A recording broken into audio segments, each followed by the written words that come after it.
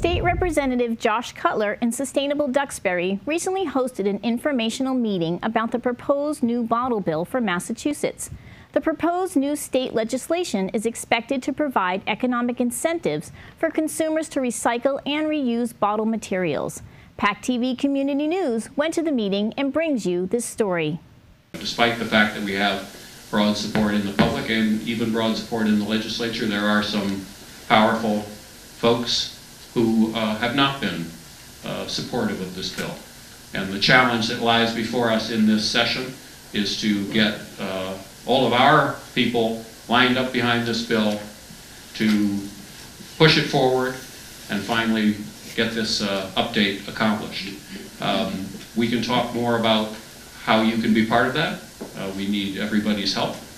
But why don't I pass this along and hear from the other panel members, and then happy to take additional questions. When you're looking at something that recycles 80%, as Phil stated earlier, of the materials that are included under the law, that's just a runaway success, and I'd challenge anybody to name any other recycling initiative anywhere in North America that gets that sort of take back.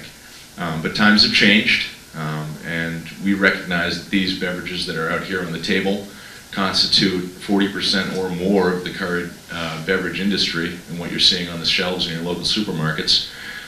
So when the law was made 30 years ago and hasn't been updated to change with the times, we understand that modifications should be made. You know, Duxbury's not a large city, certainly, so you're maybe not talking about savings in the hundreds of thousands of dollars annually, but you're looking at a chunk. The residential trash, in the early 20th century, roughly, and it mainly consisted of ashes and bones, and it was a public health issue at the time, and because they didn't want it thrown out in the streets. But over the century that's ensued, consumer products have just exploded, and what can we sell you next? The economy has gone, from kind of a circular natural cycle to a linear cycle of extraction, purification, manufacturing, distribution, consumption, and disposal, and it's a one-way street. And the municipality has ended up holding this big giant bag at the end of the road. The issue of what happens with the unredeemed deposits.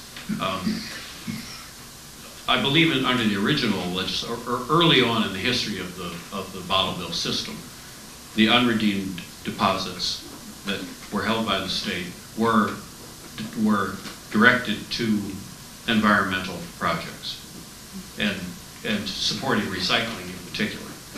There was a point during one of the state's recurring fiscal crises when the decision was made, unwisely in my view, to take that money out of that dedicated fund and put it into the general fund, where, of course, it rapidly was dissipated, who knows on what. The bill that we have filed to expand and update the bottle bill would reinstate that clean environment fund so that any unredeemed deposits that come to the state would go to environmental purposes, recycling in particular.